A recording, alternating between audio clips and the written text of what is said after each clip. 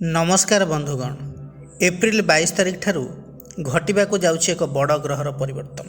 न्यायर देवता कर्मर फलदाता शनिदेव मीन राशि रे हेउचंती उदय। दीर्घ दिन धरी अस्त अवस्था थिबा शनि एबे पूर्व परि निज शक्ति को फेरिबे। एही उदय केवल ग्रहर उदय नुहे, यह होछि आपणक कर्मर फल पाइबार समय। मीन राशि रे शनिंकर यह शक्तिशाली प्रभाव 12टी राशि जीवन में आनिपारे बड़ परिवर्तन। शनि काहाकू देवे सफलता तो काहाकू देवे संघर्ष, कहार भाग्य खोलिब तो किए हब सतर्क। नमस्कार बंधुगण, मु सागर, कलाकार सागर संगम एस्ट्रोलॉजी ज्योतिष ज्ञान एंड कर्म चैनल को आपण मानकु स्वागत जनाउछि। आज आमे आलोचना करिबा कुंभ राशि पई एही शनि उदयर प्रभाव कौन रहिबो। वीडियो को स्किप न करी शेष पर्यंत देखंतु।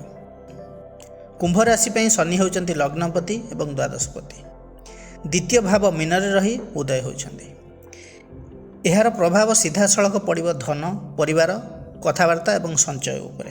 प्रथमे जानिबा धन एवं आर्थिक स्थिति किपर रहिबो। शनि उदय परे आपणकर धन स्थिति धीरे धीरे सुधरिबो। आरंभ रे किछि फाइनेंशियल प्रेशर रही पारे, किंतु परे आपण सेविंग्स करिवारे सफल हेबे।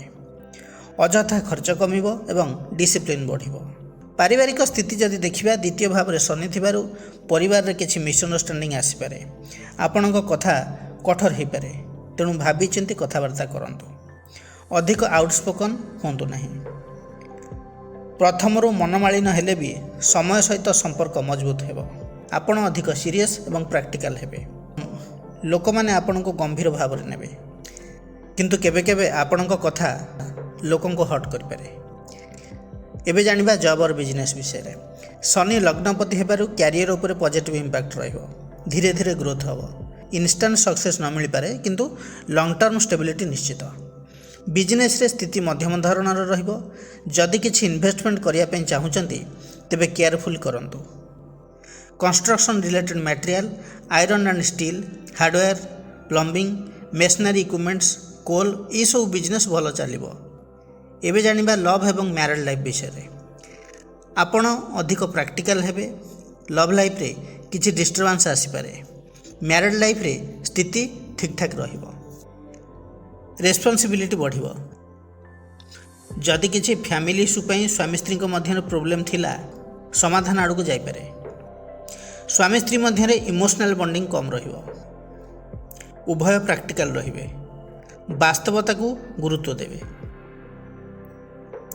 सेहीपरि स्वास्थ्य कथा जदि कहबी, द्वितीय भाव खाद्य सहित संबंधित, तेणु डाएट उपर ध्यान देवाक पड़िबो। गैस, एसिडिटी, थ्रोट इन्फेक्शन एवं डेंटल प्रॉब्लम रही पारे। शनिकर दृष्टि रहुछि चतुर्थ भाव को एवं एकादश भाव को। घर एवं आय उपरे प्रभाव पड़िबो। शनिकर दृष्टि अष्टम भाव को रहुथिबारु सडन किछि खर्च होई पारे, किंबा हेल्थ उपरे किछि प्रभाव पड़ी पारे। लाइफ पार्टनर को फैमिली को नहीं किछि इश्यू आसी पारे। प्रतिकार कौन करिवे? प्रत्येक शनिवार किंबा मंगलवार दिन हनुमान चालीसा पाठ करंतु। शनिकर मंत्रटी जप करंतु। मंत्रटी है ओं सं शनिश्चराय नमः। 21 थर जप करंतु। कला तिल दान करंतु। सोमवार दिन शिव दर्शन करंतु। आपणक पई शुभ रहिबो। बंधुगण, यह थिला कुंभ राशि पई शनि उदयर फलाफल विषय आलोचना। जदि भिडियोटी भल लगी थाए तेबे लाइक, कमेंट, शेयर करिया को जमार भी भूलिबे नहीं। पुणी आसीबी आउ एक नुआ अध्याय को नहीं। से पर्यंत रहुछि। नमस्कार।